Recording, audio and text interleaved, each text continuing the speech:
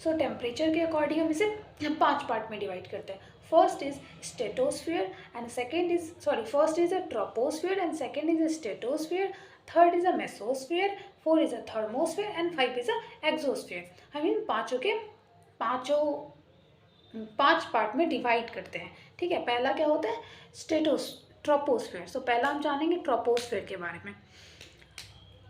Troposphere में ज़्यादा कुछ ऐसे है नहीं. ट्रोपोस्फीयर जो अर्थ का सरफेस होता है उसे 10 किलोमीटर की ऊंचाई तक माना जाता है. जो सरफेस से 10 किलोमीटर की ऊंचाई तक होती है एटमॉस्फेयर का, उसे हम क्या कहते हैं, ट्रोपोस्फीयर. क्लाउड रिलेटेड और वेदर रिलेटेड जितनी भी एक्टिविटी होती है वो सारे ट्रोपोस्फेयर में ही होती है. जैसे कि रेनफॉल, फॉग, हिल स्टॉर्म, जो भी एक्टिविटी होती है ये सारे कहाँ होती है, स्ट्रेटोस्फेयर में. और ह्यूमन को जो ब्रीथ के लिए क्लीन एयर मिलती है वो भी कहाँ प्रेजेंट होती है. Hello to everyone, hope you all are very well. And this one is class 7 geography of NCERT and that is a 4th chapter. बाकी सारे पार्ट्स इसमें कवर हो चुके थे और दैट आगे हम लोग जानेंगे स्ट्रक्चर ऑफ एटमॉस्फेयर के बारे में. सो मेनली एटमॉस्फेयर के स्ट्रक्चर को कई तरीके से बांटा जाता है, लेकिन बाकी एनसीईआरटी में और भी बुक्स में मेनली टेम्परेचर के अकॉर्डिंग डिवाइड किया गया. तो टेम्परेचर के अकॉर्डिंग हम इसे 5 पार्ट में डिवाइड करते हैं. कौन कौन से बेस पे बांटा जाता है मैं पहले ये भी बता दूँ. Comparison, composition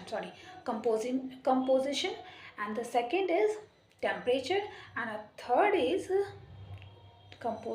composition, temperature, chemical and आयरिनोजेटिक. इस 4 बेस पे हम इसे डिवाइड करते हैं. ओके, सो फर्स्टली लेकिन हम इसमें पढ़ेंगे किसके बेस पे, टेम्परेचर के अकॉर्डिंग. सो टेम्परेचर के ये भी कहाँ प्रेजेंट होती है, ट्रोपोस्फेयर में. और यहाँ जैसा इक्वेटर होता है, इक्वेटर पे अगर टेम्परेचर 0 डिग्री है तो जैसे जैसे ट्रोपोस्फेयर में आगे की ओर बढ़ेगी टेम्परेचर डिक्रीज होते जाता है. सो अर्थ के ऊपर जब हम जाते हैं तो टेम्परेचर पहले तो डिक्रीज होता है, फिर जब स्ट्रेटोस्फेयर में हम पहुंचते हैं तो कुछ टाइम तक स्टेंट रहता है और फिर ऊपर जाने के फिर थोड़े टाइम बाद एक स्ट्रेटोस्फेयर में एक लेयर होती है जिसे हम कहते हैं ओजोन लेयर, जो सन से आने वाली अल्ट्रावायलेट रे को अब्सॉर्ब कर लेती है. अब्जॉर्प्शन के कारण वहाँ का जो टेम्परेचर होता है वो इंक्रीज कर जाता है. तो पहले तो स्ट्रेटोस्फेयर में टेम्परेचर डिक्रीज होती है, देन आफ्टर जब ये ट्रोपोस्फेयर में रहती है तो ये डिक्रीज होती है. जब ये स्ट्रेटोस्फेयर में आती है तो एक टाइम के बाद कुछ टाइम तक तो स्ट्रेंथ है, उसके बाद इंक्रीज होती है. सो सेकेंड हमारा लेयर है स्ट्रेटोस्फेयर. हम किसके बारे में जानेंगे, स्ट्रेटोस्फेयर के. Stratosphere is a second layer of atmosphere and stratosphere जो होती है क्लाउड और वेदर से फ्री होती है. ये एरोप्लेन, फ्लाइंग ऑफ एरोप्लेन के लिए बहुत ही अच्छा लेयर माना जाता है हमारा. और इसमें एक इम्पॉर्टेंट फीचर्स है जो इसमें ओजोन लेयर होती है. ओजोन लेयर हमारे अर्थ के एटमॉस्फेयर को बहुत ही सेव करती है, टेम्परेचर को डिक्रीज और उसे मेंटेन करके रखने में भी बहुत हेल्प करती है. और सेकेंड की सन से आने वाली हार्मफुल रे, अल्ट्रावायलेट रे को अब्सॉर्ब करती है.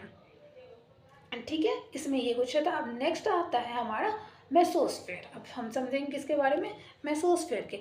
जो हम टूटता हुआ तारा देखते हैं, वो कुछ उल्काएं पिंड जब स्पेस से एटमॉस्फेयर में एंट्री करती है तो घर्षण के कारण वो जल जाती है. तो वो हमें दिखता है, वो कहाँ दिखता है हमें, मेसोस्फेयर में ही. So mesosphere is a third layer. ये कैसा लेयर, कौन सा लेयर होता है, ये एटमॉस्फेयर का थर्ड लेयर होता है. और मेट्रोइड्स वाले सारी एक्टिविटीज़ इसी लेयर में होती हैं. ओके, तो थर्मोस्फेयर को आयरनोस्फेयर भी कहा जाता है और ये बहुत ही हेल्पफुल होता है. पहला तो 4th लेयर होता है एटमॉस्फेयर का और हेल्पफुल होता है कनेक्शन के लिए, जो कम्युनिकेशन के लिए हमें सर्विस प्रोवाइड है due to this reason, due to thermosphere. अगर थर्मोस्फेयर ना हो हमारे एटमॉस्फेयर में तो आई थिंक ये पॉसिबल नहीं है. हम किसी से भी ईजिली क्या कर ही नहीं सकते. वायर का कर सकते हैं बट वायरलेस पॉसिबल नहीं है. सो और थर्मोस्फेयर के टेम्परेचर में इंक्रीज होती है. तो ऐसा लेयर में टेम्परेचर होते रहता है. पहले जब ट्रोपोस्फेयर आती है तो वो डिक्रीज होती है, फिर स्ट्रेटोस्फेयर में इंक्रीज होने लग जाती है, फिर मेसोस्फेयर में डिक्रीज होती है और थर्मोस्फेयर में फिर से इंक्रीज होने लग जाती है टेम्परेचर. फिर आता है एक्सोस्फेयर. एक्सोस्फेयर अर्थ का जो होता है अपर लेयर होता है. ठीक है, इसे माना जाता है, जो थर्मोस्फेयर होता है वो 80 से 400 किलोमीटर तक माना जाता है और ये 400 किलोमीटर से अनलिमिटेड माना. और मेट्रो मेसोस्फेयर, हाँ, मेसोस्फेयर का जो हाइट होता है वो 15 to 18 किलोमीटर माना जाता है।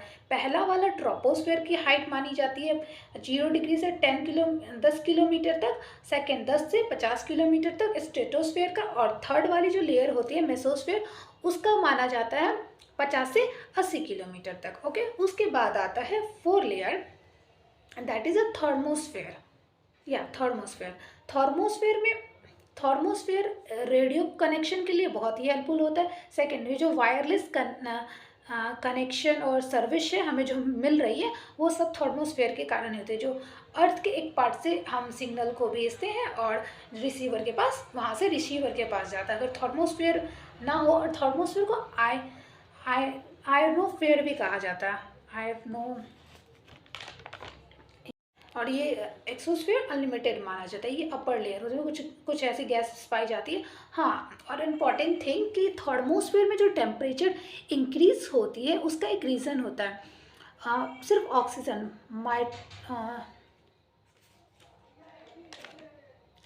एक नाम होता है, नाम मुझे याद नहीं आ रहा है, वेट वेट वेट,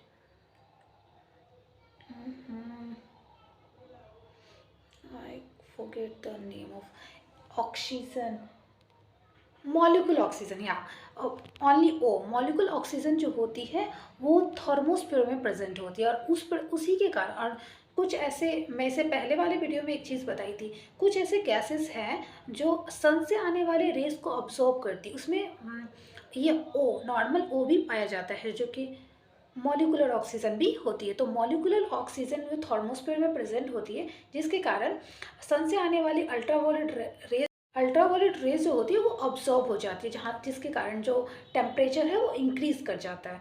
तो जो जो वाटर इसके बहुत अच्छे सोर्स हैं, ओजोन लेयर है, एंड और ये ओ, नॉर्मल ओ, ये भी है। और जैसे जैसे एटमॉस्फेयर से, अर्थ के सरफेस से हम ऊपर की ओर जाते हैं, एयर का जो लेयर होता है वो थिक से थिक एंड, मतलब मोटे से पतले होते जाते थे, जैसे होते जाने लगता है।